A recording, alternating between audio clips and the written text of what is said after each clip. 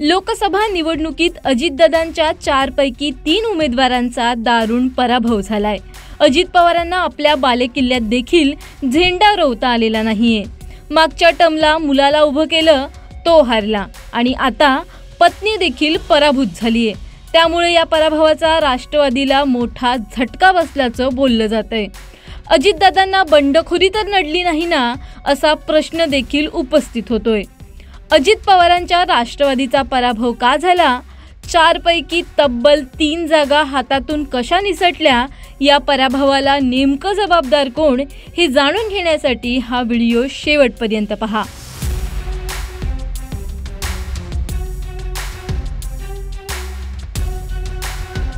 चार जागा, 3 पराभूत, 1 विजयी, अपयशाचं कारण काय? जागा वाटपात अजित पवारांच्या राष्ट्रवादीच्या वाट्याला फक्त 4 जागा आल्या होत्या।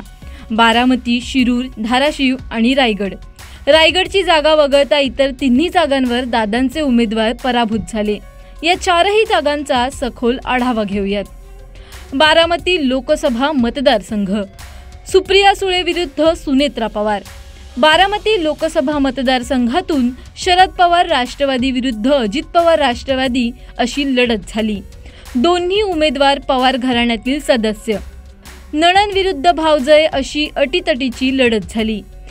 या आरपारच्या लढाईत सुनेत्रा पवारांचा 1,58,333 मतांनी पराभव झाला, तर खासदार सुप्रिया सुळे तिसऱ्यांदा खासदार झाल्या। त्यांना 7,32,312 मतं मिळाली। अजित पवारांनी पत्नी सुनेत्रा पवारांच्या प्रचारासाठी रात्रंदिवस एक केलं। ठिकठिकाणी सभा घेतल्या, गाव न गाव पिंजून काढलं, पण यश मात्र त्यांच्या पदरी पडलं नाही। शिरूर लोकसभा मतदारसंघ, डॉक्टर अमोल कोल्हे विरुद्ध शिवाजी आढळराव पाटील। या मतदारसंघात देखील काका विरुद्ध पुतण्या असा जंगी सामना पाहायला मिळाला। राष्ट्रवादी पक्षात पडलेल्या फुटीनंतर खासदार अमोल कोल्हे यांनी शरद पवारांसोबत राहण्याचा निर्णय घेतला, पण हा निर्णय दादांना फारसा रुचला नाही। म्हणून दादांनी या मतदारसंघात विशेष लक्ष दिलं। कोल्हेंना जमेल तितका विरोध केला, त्यांच्यावर सडकून टीका देखील केली। शिवसेनेतून तिकीट न मिळाल्यानं शिवाजी आढळरावांनी अजितदादांच्या राष्ट्रवादीत प्रवेश केला आणि राष्ट्रवादीच्या चिन्हावर लढले।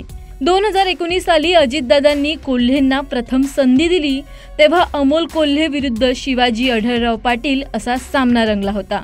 मागच्या वेळी ज्यांचा विरोध केला त्यांचाच यावेळी त्यांनी आपल्या चिन्हावर प्रचार केला। विशेष म्हणजे अमोल कोल्हे दोन्ही वेळेस भरघोस मतांनी निवडून आले।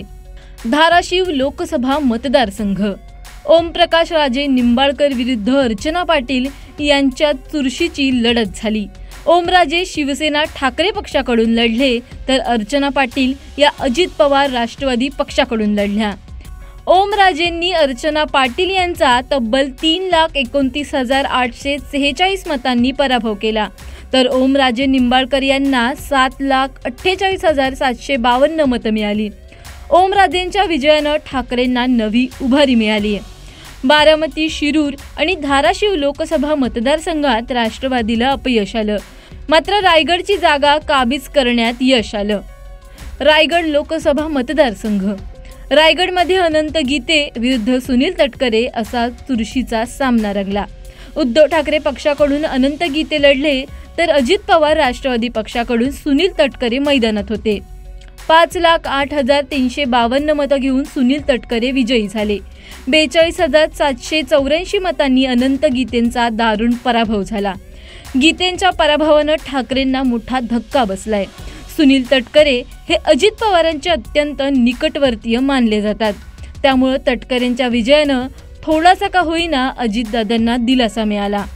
मागील वर्षभरात हादरवून टाकणाऱ्या राजकीय घटना घडल्या। दादांची बंडखोरी, शरद पवारांविरोधात केलेली भाषा मतदारांना रुचलेली दिसत नाहीये। लोकसभा निवडणुकीत अजित पवारांनी प्रयत्नांची पराकाष्ठा केली। प्रचारात संपूर्ण महाराष्ट्र पिंजून काढला, पण यश मात्र हाती लागलं नाही। त्यामुळे विधानसभेला दादांच्या पदरी काय येतं हे पाहणं उत्सुक्याचं ठरणार आहे। सोनी मगर, ABP माझा, मुंबई। ABP माझा, उघडा डोळे बघा नीट।